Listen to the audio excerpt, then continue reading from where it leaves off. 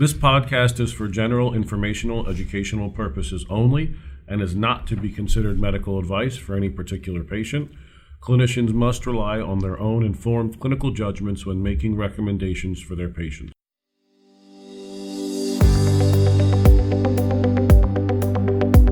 Welcome everybody to PHM from Pittsburgh. I lost track of what episode number this is, but this is part of our special Pediatric Hospital Medicine National Conference Series. I am your host, Dr. Tony Tarchichi. If you're new, welcome. I'm recording this from UPMC Children's Hospital of Pittsburgh at the Paul C. Gaffney Division of Pediatric Hospital Medicine. This is part of our special leadership series for the National Conference for PHM. We are honored to have a very special guest with us today. Just some housekeeping issues before we introduce our guest. There is CME credit associated with this podcast episode. Please just click on the link at the bottom of the podcast description, where you'll go to University of Pittsburgh site. You get a free login, answer the questions, and then you get your CME credit. So thanks to University of Pittsburgh. We have been coming to you from October of 2016 with this Pediatric Hospital Medicine podcast. So without further ado, let me introduce my special guest, and we'll get right into the conversation today. My guest for this leadership lecture is Dr. Nancy Spector. Dr. Spector is a professor of pediatrics and serves in dual roles at the Drexel University College of Medicine as executive director of the Hedwig von Van Amerigen Executive Leadership in Academic Medicine, I hope I said that correctly, ELAM program, a part-time, year-long National Leadership Fellowship Program for Women in Academic Medicine, Dentistry, Public Health, and Pharmacy, and as Associate Dean of Faculty Development. Known for her leadership abilities and her facilitation skills, Dr. Spector is sought after as a speaker and a visiting professor. Her contributions to graduate medical education and academic medicine are in leadership skills development, professional development, gender equity, monitoring and sponsorship, and curriculum development and implementation. Dr. Spector has received numerous awards for teaching, mentoring, and innovation, including the Robert S. Holm Award for her extraordinary contribution in Pediatric Program Director Leadership and mentoring from the Association of Pediatric Program Directors, the Elias Arbrutine Mentoring Award from the Drexel University College of Medicine, the Miller-Sarkin Mentoring Award from the Academic Pediatric Association, and the John M. Eisenberg Award from the National Quality Forum and the Joint Commission for the IPASS Handoff Program. In the past year, she's been invited to join a number of leadership efforts at organizations including the Society of Hospital Medicine, the American Academy of Pediatrics, and the Women Leaders in Global Health Conferences. In addition to her roles at DUCOM, or Drexel University College of Medicine, she has been an educational leader of the IPASS Handoff Study Group and serves as the chair of the IPASS Executive Council and is co-founder of the IPASS Safety Institute. So with all that, it's no wonder we have Dr. Spector on for this leadership series. So Dr. Spector, thank you very much for taking the time out to join us today. Thank you for that lovely introduction. It's wonderful to be here with you. Well, let's get our conflict of interest statements out of the way. I will start. I have nothing to disclose. And I do have something to disclose, which is I am a co-founder and hold equity in the IPASS Patient Safety Institute. But we will not be talking about that today as far as I know. All right. Thank you for that. So I have to tell you, Nancy, this has been a topic. You were the inspiration for me giving this series. I was at PHM last year. If I'm not mistaken, you were one of the plenary speakers, and the topic was leadership. Is that right? That's correct. And it made me realize that I don't know very much about leadership as a field or as anything. And there was some more at the conference, but not a lot more about leadership. So I thought I really would like to learn more. And then I was asked to do these podcast episodes. So I thought, let's kill two birds with one stone. But it's a rabbit hole, the leadership educational information. Once you start going down, there's a lot there. Yes. So in all of my researching and going about it, I listen to numerous TED Talks, lectures at business schools, articles in academic medicine, books, and everyone starts out by saying really the same thing, which is there's a void in leadership today and we need more leaders. And this is even going back to books in the 80s and 90s. So apparently it's been that way. Do you agree with that? Yes, in that, particularly for our discipline and our area of work, we have not traditionally been trained as leaders. And I really believe that leadership is a skill that can be learned and should be refined and should be revisited throughout your entire career, because you will apply those skills of leadership differently at different times. I think we have a lot of people in our institutions who have leadership titles and leadership roles, but have never formally been trained as leaders and sometimes struggle with that. On the flip side, though, there are many, many leaders, I think, within our organizations who maybe don't even have formal leadership titles or roles, but are effective leaders. The defining leadership as a term is actually rather challenging. Everyone has a different definition depending upon what you read. Can I ask you what your definition of leadership is? Oh, so Tony, you're so right. There are so many definitions of leadership. The simplest of which, I believe, is what you would see in a dictionary, the art of motivating a group of people to act towards achieving a common goal. And again, as I stated, I think it's a skill that can be learned and developed. And what I really like to think about is the characteristics of a good leader. And as I mentioned, you don't have to have a title to be a great leader. But in my opinion, the best leaders are truly visionary and inspirational, are able to support individuals as well as balance the needs of the whole team or organization while supporting individuals, has a focus on equity, diversity, and inclusion, is flexible in their leadership styles, is engaged but operationally sound, and finally being accountable. So those are characteristics I think of as the best leaders should have those. So since we're talking about those qualities, one of the things that I have read and I've looked at over and over is in leadership training, one of their more common beliefs is before you can lead others, you have to be able to lead yourself. And the idea of self-leadership. And it seems to be rooted in, similar to what you're saying, self-awareness, self-reflection, self-regulation, emotional intelligence. Would you add to that list, or do you think that's an appropriate list for someone's self-leadership before they can really lead others? Well, I think those are all great things to think about. I would add being receptive and open to feedback, and somebody who's open to seeking feedback. You know, that what you just mentioned, by the way, are many of the things that we in ELAM look at. We have the fellows, when they come, have a 360-degree benchmark experience, so a feedback experience, and do work through tools such as the Myers-Briggs, et cetera, to get a deeper dive into thinking about themselves before we deliver a lot of the other curriculum. I'm glad you brought up ELAM. Can you, for our listeners who may not have ever heard of it before today, can you describe it a little and why is it necessary? Why is it important? Oh, sure. ELAM, Executive Leadership in Academic Medicine, is a year-long part-time fellowship program for women who have achieved success in their academic careers, have a leadership position within their organization or institution, aspire to be a higher level leader, and is seen as a rising superstar by their own institution and their dean. The women who come to ELAM, and it's for only women, have been an associate professor for at least 3 years and are nominated by their own dean, who sponsors them and supports them through the fellowship. The fellowship itself has several curricular threads, including personal professional leadership development, strategic resource allocation, so things like finance, et cetera, and then a lot of skills around dealing with negotiation and conflict resolution, and also building communities of practice.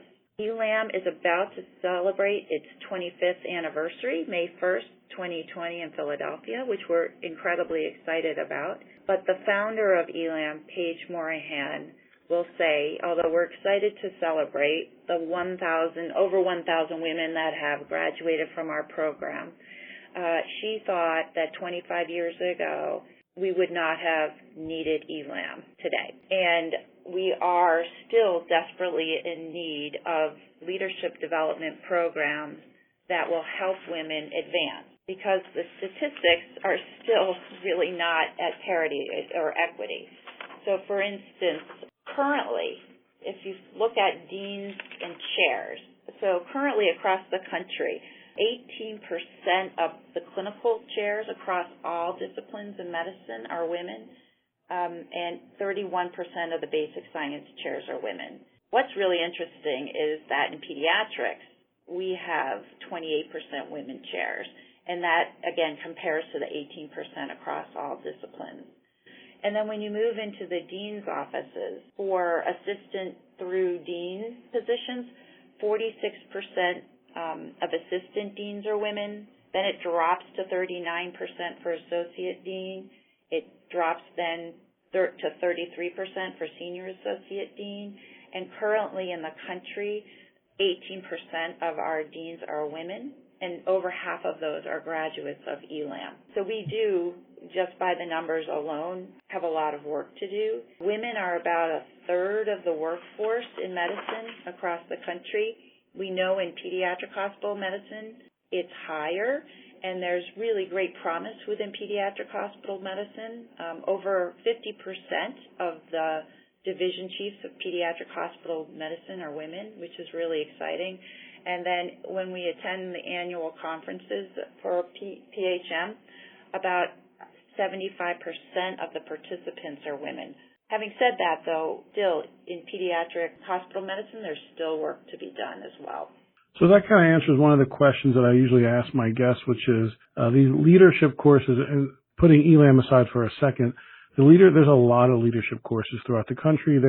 For chairs, there's a special leadership academic course. There's lots of places you can send people to get leadership training in business, etc. I usually ask, do you think these leadership courses are helpful?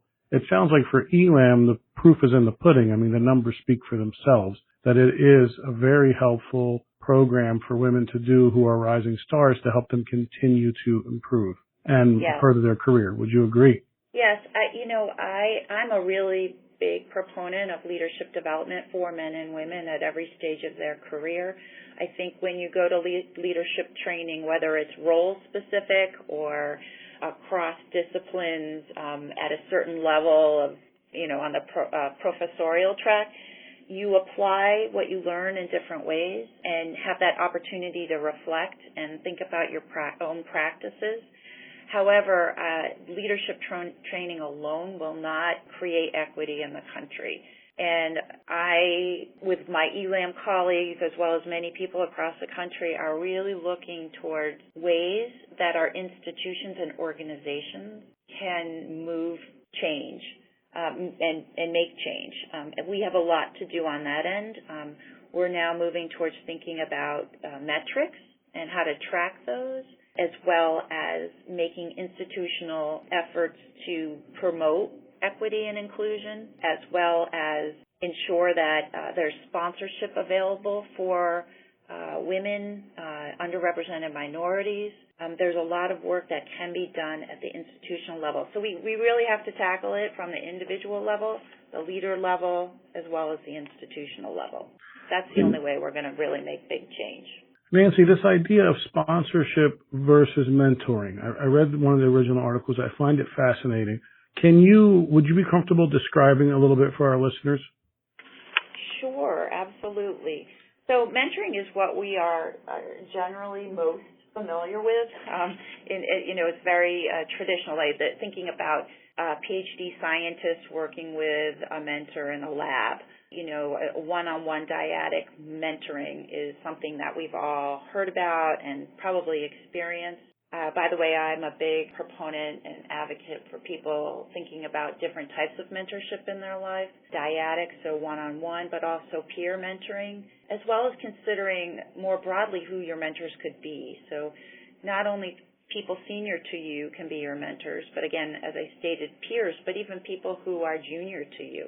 They may offer new ideas, a fresh way to look at things, offer support in learning new technology and those types of things. So we all have a lot of mentorship in our life, but really what's interesting is that, and this has been written about in Harvard Business Review and the business world, that women are actually more likely than men to have mentors and more than one mentor. So women are more likely to have multiple mentors.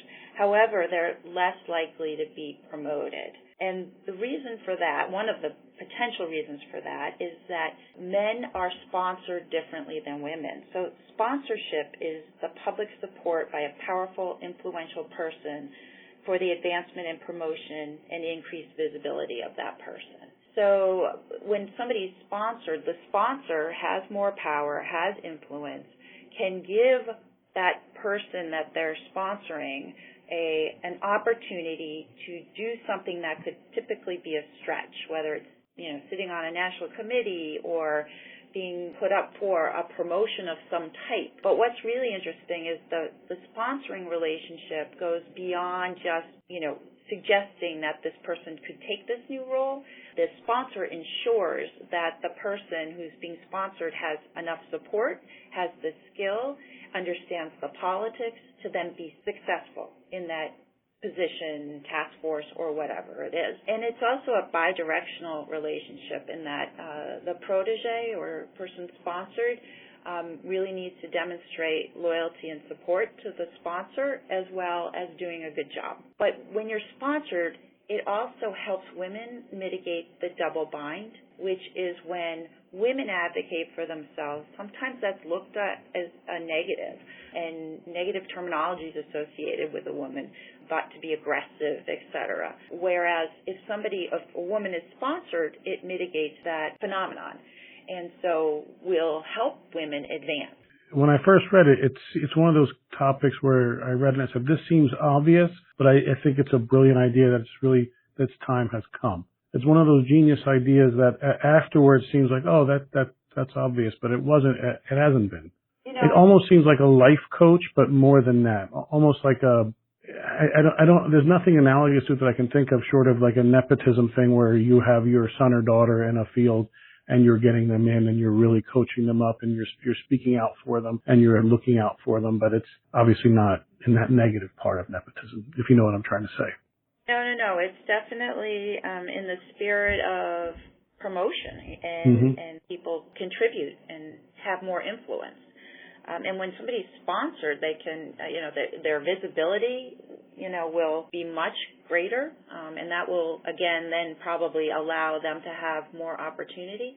One of the things that's interesting about sponsorship is, by the way, you're right, it was in the business literature well before it was in the medical literature. And the first article that was written in the medical literature about sponsorship was by Elizabeth Travis, who is the Associate Vice President for Women at MD Anderson. She's also an ELAM, so a graduate of ELAM. That's what we call our alumni. Oh. And she is now, with others from ELAM and the ELAM community, speaking everywhere about the importance of sponsorship and for people to be aware, so for senior people to be aware of how important that activity is to advance people, as well as for the people who are being sponsored to think very carefully before they turn something down. The sponsor often has an awareness or understanding of what the benefit will be for the protege if they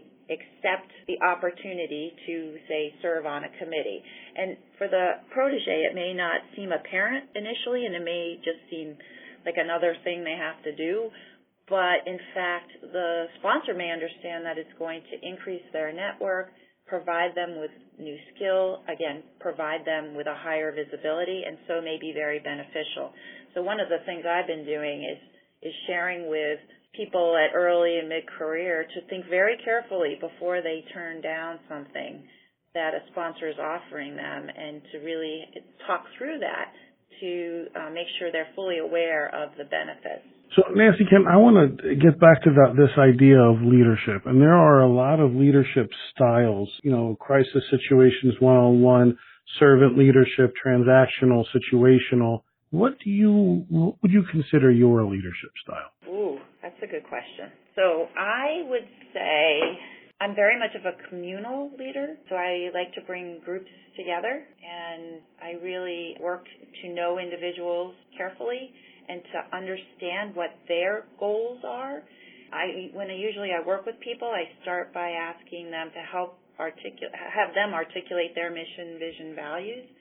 And then as I'm leading, whatever it is I'm leading, trying to give individuals opportunity to succeed and to take on opportunities where they'll be able to advance their mission, vision, and values. But having said that, I've learned over time, and this is where leadership training for me has helped over the course of my career, is you have to be able to flex your style and at times for me, I need to be much more directive and less consensus building in certain situations. And so I try to be much more aware of my tendencies, of where I'm most comfortable, and try to work on the stretch of doing leadership in a different style that will be potentially more effective in certain situations. And to me, the leaders in my life that I've seen over years of working with them, the best leaders really are very flexible, I think, and then open to feedback. So it almost sounds like it's a situational style where literally you adjust as per the situation's demands or the people's demands. Yes, exactly. Now, a lot of what you described, getting to know whoever you're leading, asking them personal questions, seeing what their personal goals are, mission or values are, it sounds like that's your way of developing and building trust with the people you're leading. Does that sound accurate? Yeah, I would say yes. I think that's a good part of that. The other pieces of it, I think I try to be authentic. I've learned over time that I need to share when I've made a mistake or maybe I could have done things differently. I'm pretty open about that. When I give presentations, I'm pretty open about things that I've done that have just not turned out the right way. But in personal relationships, I do try to share pieces of my journey and where I have maybe not done the best. And also in a situation where things are not going well, I've tried and learned over time that it's really important to pause and to work through that with the group and not just sweep it under the rug, because then, things just bubble up and inevitably, that something will, blow up. So those are some of the lessons that I've learned.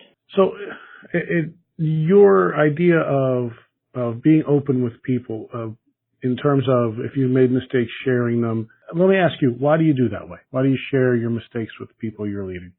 Yeah, so I think in the moment, people can tell, and it's better to address it straight out.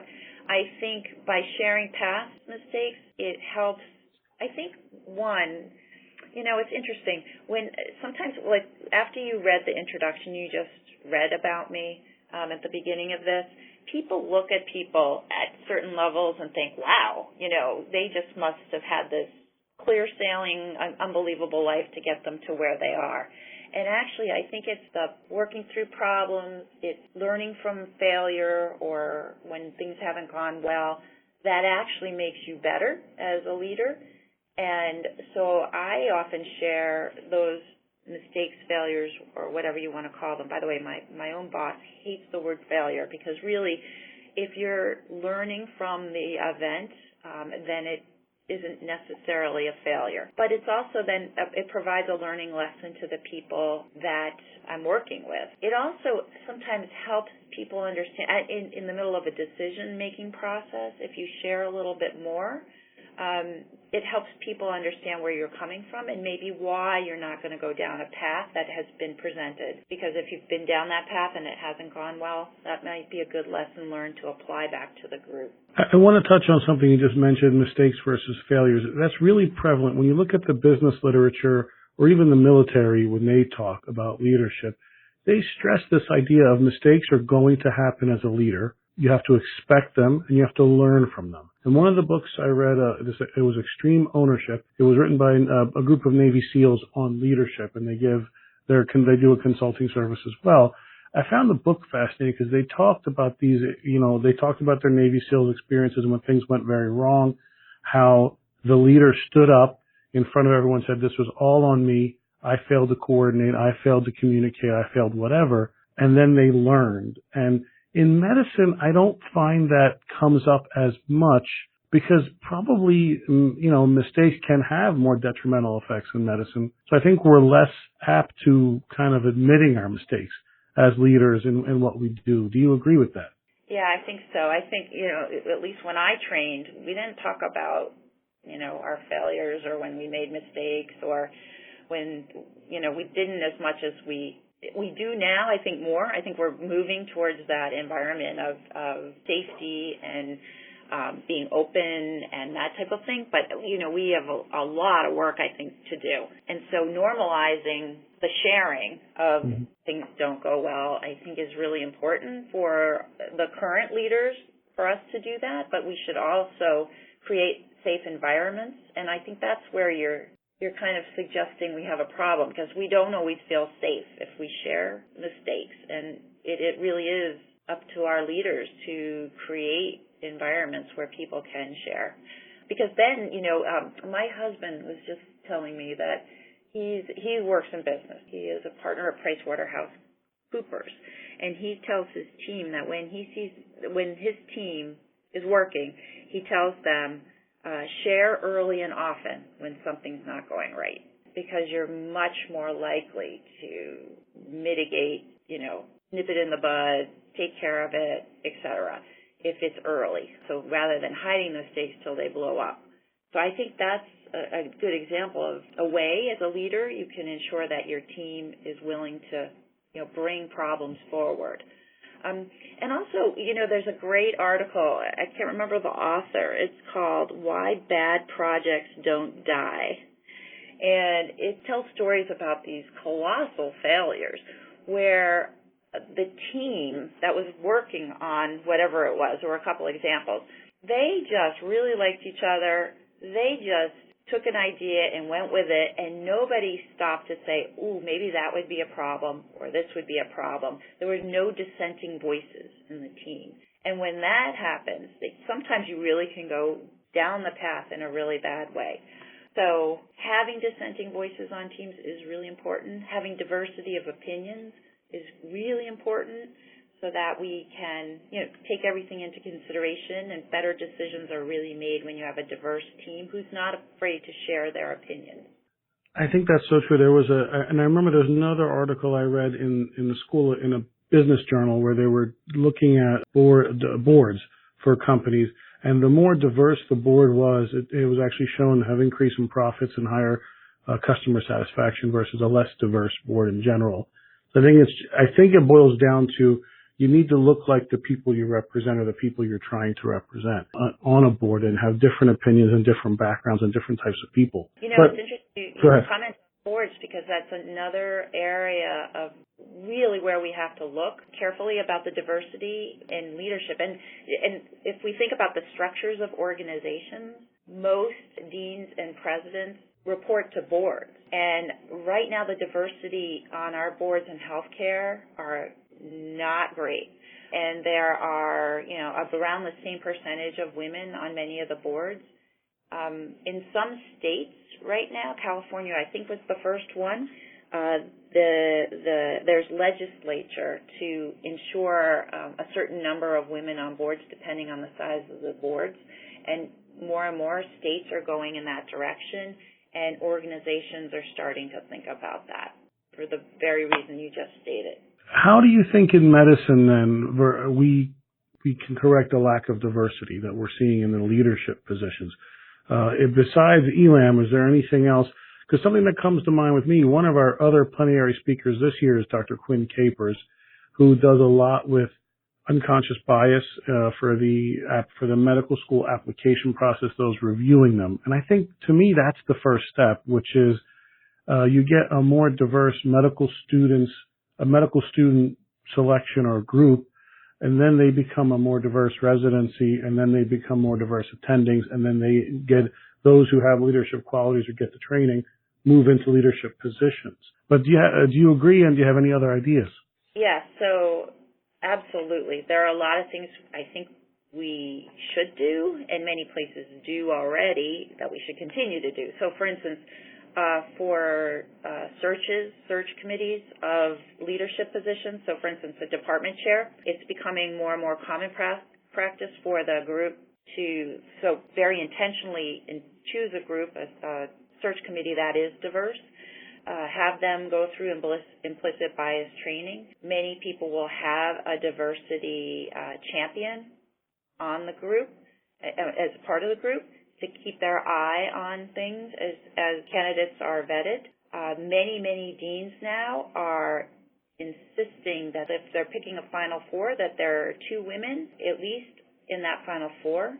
One of the reasons for that is, again, it's well stated in the literature that unless you have 2 of whatever it is you're looking for in the Final Four, those people will not be chosen. So you need at least 2 out of the 4, and that includes when you're considering underrepresented minority status. So those are some things that are done on the search level, but continuing throughout the rest of the organization, tracking metrics every year is really important, and to have specific efforts around supporting a diverse, whatever level you're looking at is really very important. There are groups in the country now trying to think about metrics that can be shared across all of our organizations, all of our professional societies. By the way, the unconscious bias stuff and the disparity goes into our journals. Only 10% of the highest impact journals have editors that are women.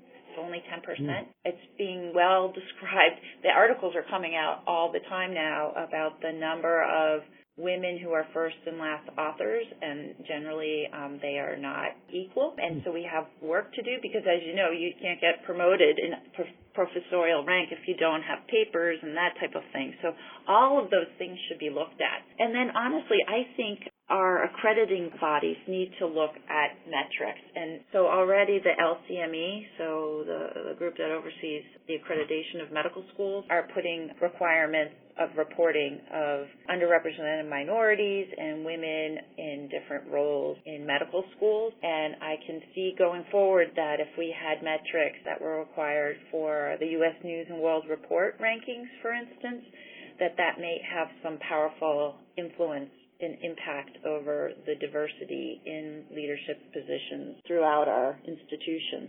So I think there needs to be a lot of thought around metrics.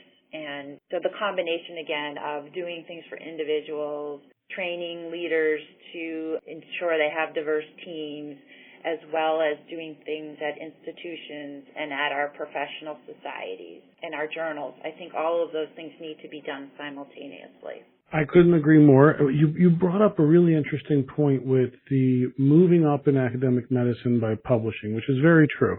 And then the flip side of that is to get a leadership position. It's been documented in academic medicine about this accidental administrator as the model in how physicians are promoted. So in academic medicine especially, they get grants, they publish a lot of papers and become an expert in a specific area, and then they're promoted to a leadership position. That's kind of what you were alluding to when you're talking about there are leaders who have positions in hospitals or academic centers that may not have great leadership skills.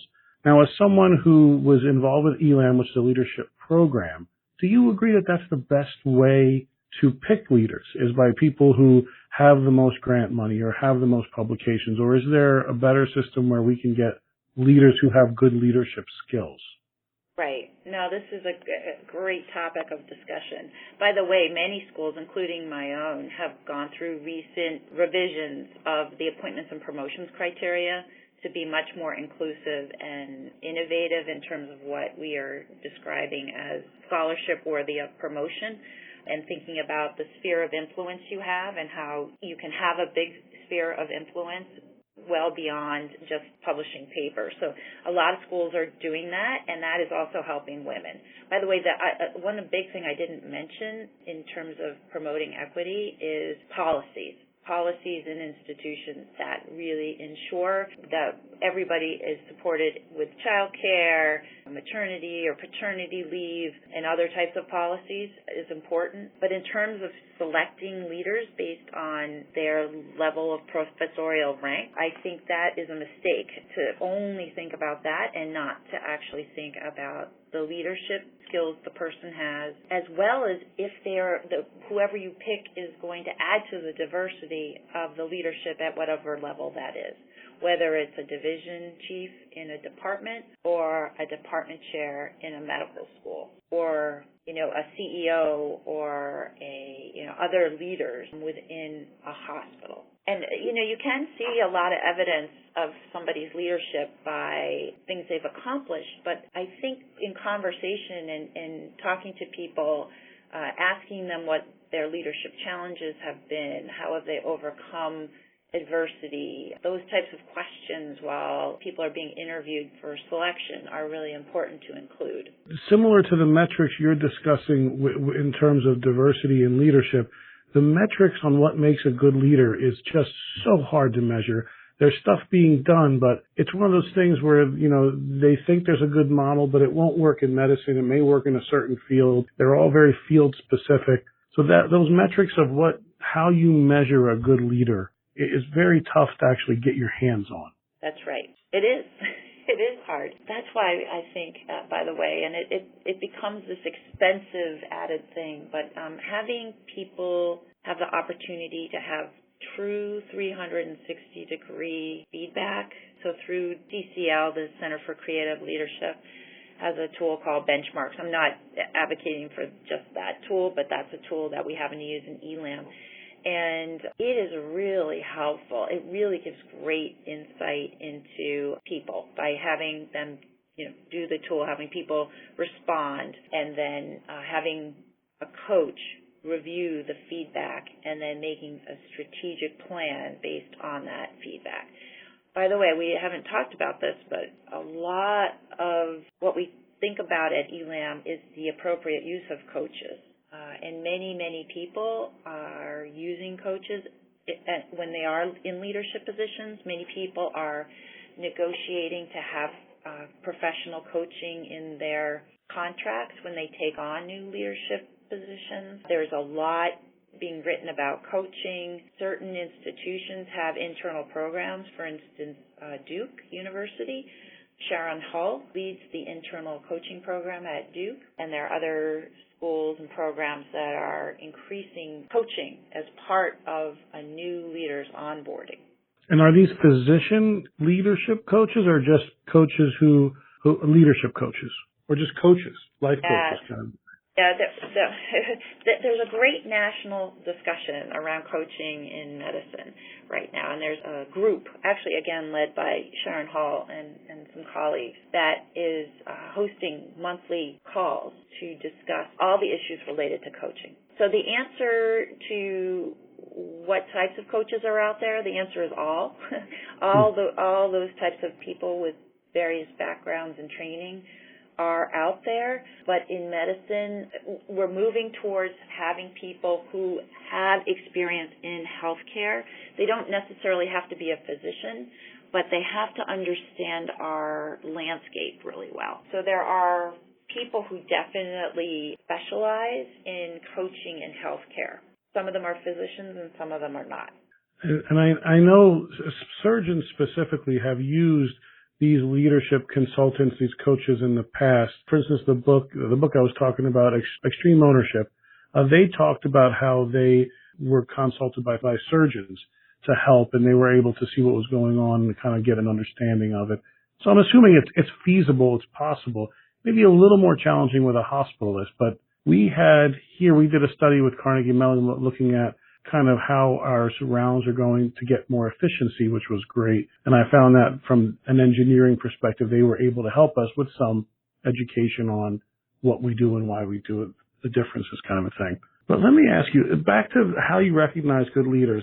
General Norman Schwarzkopf and Mr. Warren Bennis have this quote, which I don't think is attributed to them, but they're the ones I heard it from. And they say leadership is like beauty. It's hard to define, but you know when you see it. Do you agree with that? Yes. Yeah. I think I do agree with it. I mean, it kind of, for me, goes back to those qualities of the best leaders that I started out with when I was talking about my definition of leadership or how I think about leadership. But it is challenging because there are a lot of qualities, and then it's very situational. And I have seen people who have led really well in one situation and then not been able to lead well in a different one. So it is a pretty complex thing. And I'm sure we could name a lot of leaders that you and I both know and the audience knows.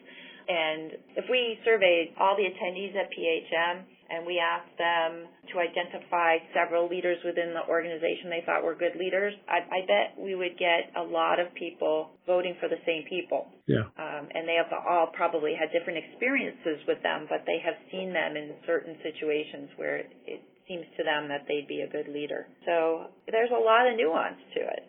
It is hard. Yeah. In our institution, for instance, here we have leaders. We have our division chief now, Ben Miller, who's a great leader.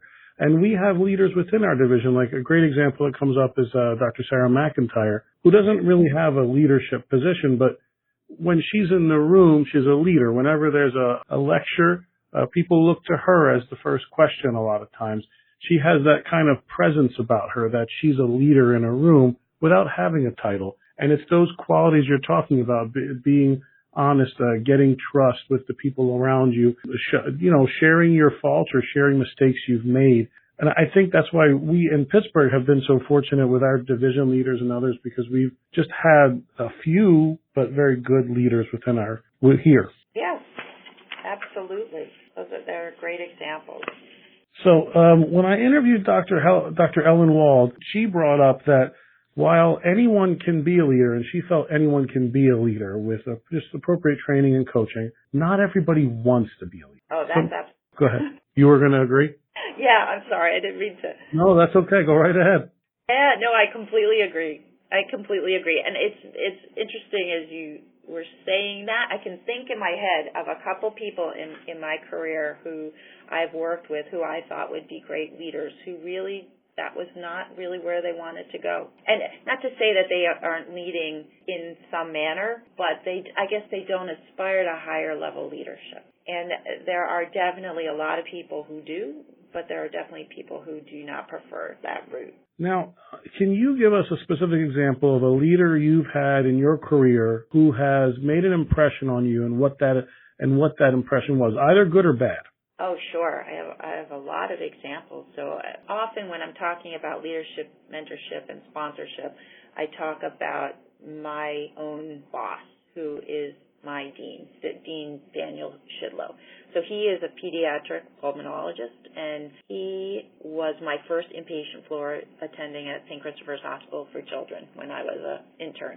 And throughout our careers, he has always been ahead of me, obviously, in position. So when I was a resident, he was a section chief, and then when I was a chief resident, he was a vice chair, and then when I was a faculty member and fellow, he was a interim chair, and then chair, and then he went to the dean's office. And so I've been watching him my whole career, and I'm watching him adapt to different types of situations. I've really been impressed by his ability to sponsor others and how effective he is in creating diversity on his teams and his leadership teams, and what impact that has made in our medical school and in our institutions. So he's a great example. I mean, he was doing sponsorship before we were talking about it at all in medicine, and I don't know if he would have articulated it as sponsorship at that point, but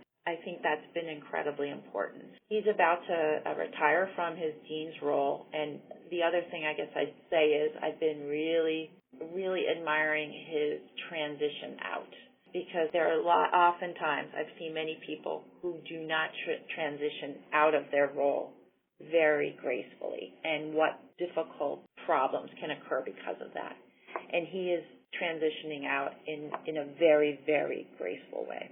And when you say that, do you mean he's preparing the leaders that are going to come, and has been preparing the leaders that are going to come after him to take on his responsibilities without any real gap or issues in between? Yes, but also not undermining new ideas. Sometimes it's hard when leaders leave and they've built something and influenced for a long time, and then when somebody wants to change it, that people can sometimes be sensitive to that and not happy about that. So he is ensuring that, the new leaders come in with the best possible situation he can leave them with, but position all of us, the rest of us who are still here, to embrace the idea of change and to really with open arms welcome the new leader. One of the authors I read, John Maxwell, their philosophy is a good leader is someone who trains the next set of leaders, who prepares the company or the hospital or the group or whatever to have these great leaders right behind him or her. So then when their time is to go, that people can just take over and continue to excel. Do you agree with that? Absolutely. Transition planning is critical. In fact, we're looking at our department chair reviews, and in that we're adding in transition succession planning goals for chairs. So it really should be part of our whole culture. We have to move on, to advance our organizations. People have to move on. And so that's sometimes very hard. By the way, in medicine it is too, because people work until they're, for some people in their late 70s. Mm-hmm. In leadership positions, that doesn't offer a lot of opportunity to transition. I know there are certain institutions like Mayo Clinic where there are term limits to certain leadership roles, which provides then that opportunity for others to advance. But I think for all of us, it is really important to provide mentorship and support for the next generation of leaders. Well, along those lines, one of the things Dr. Wald talked about was when you're a leader, especially a chair of pediatrics, your personal career takes a back seat. You really have to focus on the career of those people you're leading and how you can really help prepare and help them. And you kind of alluded to that, especially with your faculty development role. I guess my question is, if you're a new leader, let's say you've been asked to be a division chair for a pediatric hospital medicine division, how do you let those people you're now leading know that that's your goal? Do you just come out and say it? Is it more in your actions? Is it a combination? How do you develop that trust that those people under you believe you're there for their best interests? Yeah, I think trust needs to be earned for sure. I think being open and honest is very, very important. I think I do agree with what Dr. Wald stated. However, I do think that the best leaders also continue to do some of the work that really drew them into medicine and keeps them grounded. That's why I still do my patient safety research with the IPASS study group. By the way, all the lessons I learned in the study group, I apply to other situations and leadership training that I'm, creating and vice versa. But, there are deans who still practice medicine or will continue research with their lab. Many do and do it really well. At the same time, I keep going back to when I think about this, what Tate Shanafelt will say, which is if 30% of what you're doing in your job is what you really love and is really aligned with, your mission, vision, and values, you will be happy, much more resilient, and really be better. So I think the decision of giving everything up or not is a very personal one, and it has to be done carefully. But going back to your original question, I do think being authentic, open, and working hard to earn the trust of your team is important. And I will say I didn't represent what she said well. She also then talked about how she still does her lab and her research and rotates and does rounds with residents, and she loves that. So I think she has that balance you're talking about. I find it fascinating because you just must have no other time. Being in a leadership position it is not a part-time job. It sounds like from what everyone has described when I've done these talks, it's all encompassing. I mean, if you're still going to do your grant writing and your research and do clinical rounds and stay up to date on this stuff and then go to meetings about your division or your department and meet with boards and do all the stuff that leaders have to do, it really is an all-encompassing job, which I guess brings us back to why not everybody wants to do it. Right. And this is one of the things I always share with my audiences when I'm speaking, is that I do not find myself an expert in any way in work-life balance. Like, it really has been a struggle for me. I'm getting better, and I'm a lifelong student of leadership as well as work-life balance.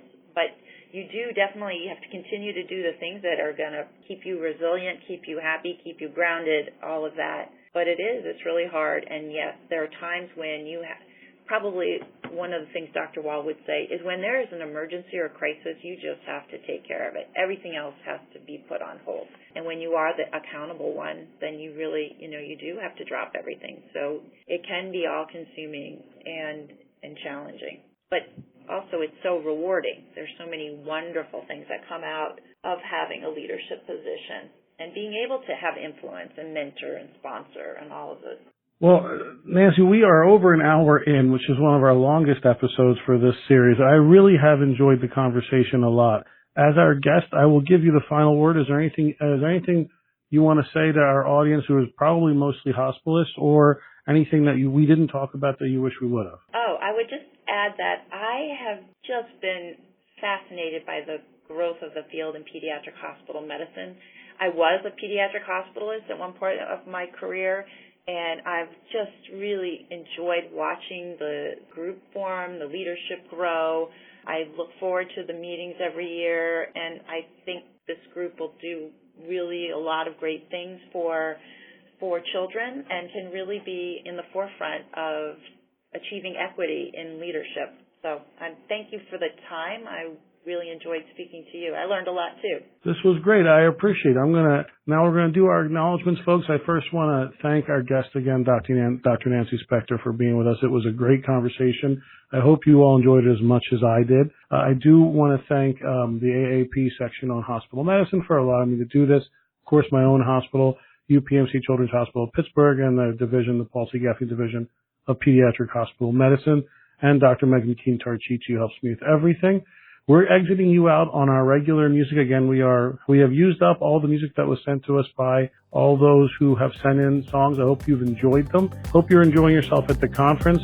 Feel free to stop and say hi. If you see me walking around, I'll be there going to all the talks and everything else. That is all for now from PHM from Pittsburgh. We'll see you all later.